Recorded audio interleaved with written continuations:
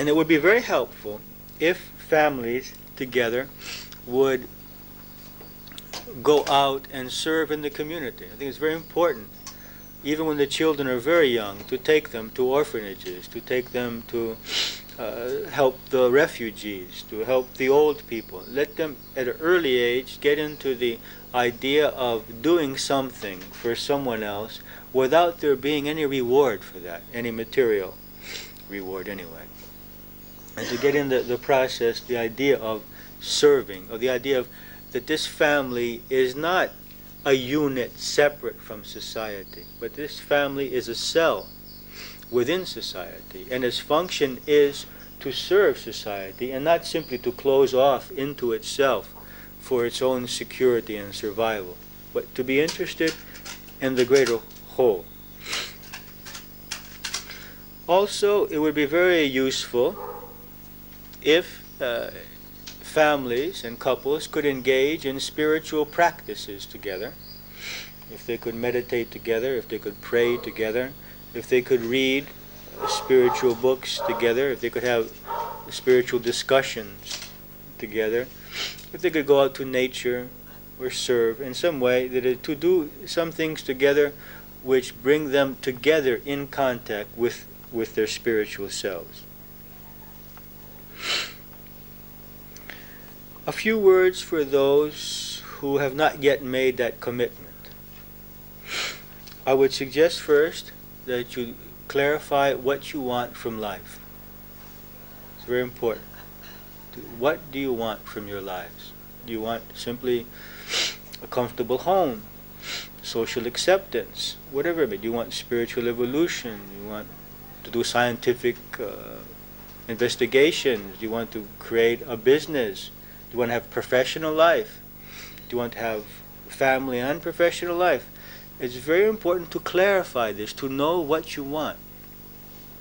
In our community, our spiritual community, when two people want to unite themselves, we give them a number of questionnaires to fill out.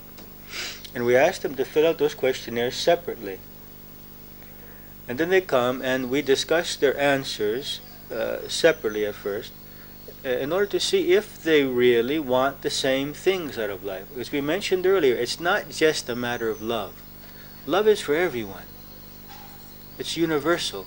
It's a matter of whether these two particular personalities can function together, whether they have the same goals. If one wants to have lots of furniture in a nice house and the other one wants to sleep on the floor and doesn't want to spend any money on furniture and clothing, or doesn't want to travel or anything like this, they're going to have a problem eventually. Well, they're going to have a conflict of needs. It's better to clarify those things from the beginning. So the first thing is to clarify what you want out of life. And if you want one of those questionnaires, I'll try to muster up a few of them to give to you. Secondly, develop inner security and self-confidence. Be sure as much as possible, because we're not enlightened, that you're not uniting with someone simply from a sense of insecurity. But you're making a choice based on more positive aspects, that is, you really admire some qualities in that person, you find that there are some, that you have common interests, common needs, and not simply to have someone.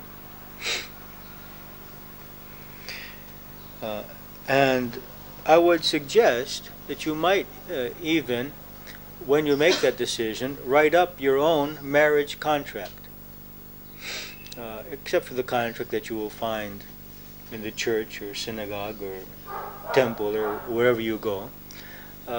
Your own contract, your own agreement between you, and it agreed upon between you, what the way you want to live, what one expects from the other. What do I expect from you? It's very important to be clear about that in the beginning. And what we want to do with our lives, so our life goals, what we expect from the other, and how we would like to live. These are very important aspects. So today's discussion was about marriage, the problems which exist, what we can do to harmonize our marriage relationships, and what we can do to spiritualize them, and how we can use this relationship as a growth process. And I would say that most of our spiritual lessons come through relationships at this state of our evolution. The three areas in which we learn most are relationships, health, and profession. There are also some other areas, but this is the main. The biggest of those is relationships. Then health, and then our professional life. Any questions about today's discussion? Daniel.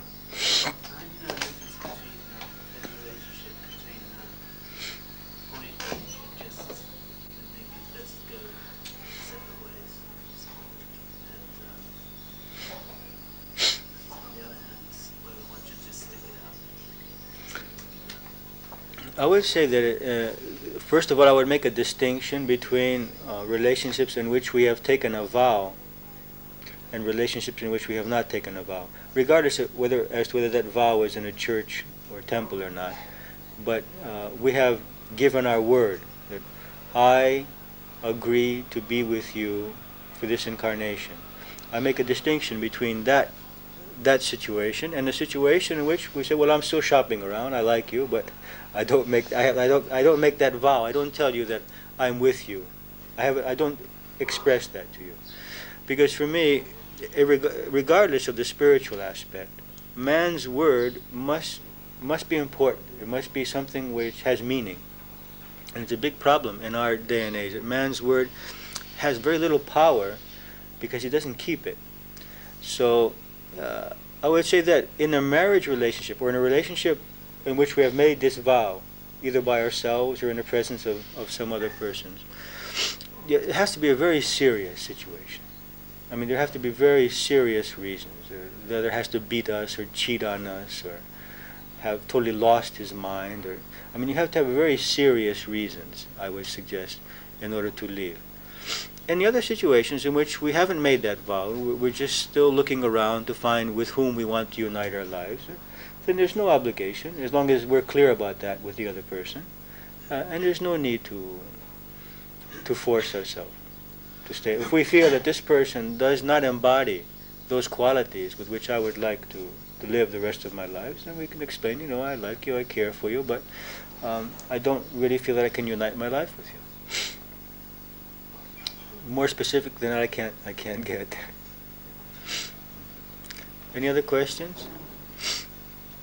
Yes.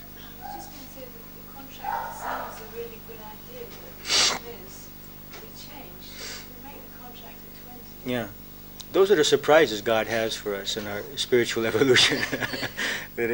And in those cases, then, since we've made the vow, then we're in it. We have to stay in and just ride it out. I mean, we will have more. It's difficult to know what you want. I understand that, but it's not by chance that person embodied what we wanted then and changed, or we changed. Because it may not be he that changed. We may change.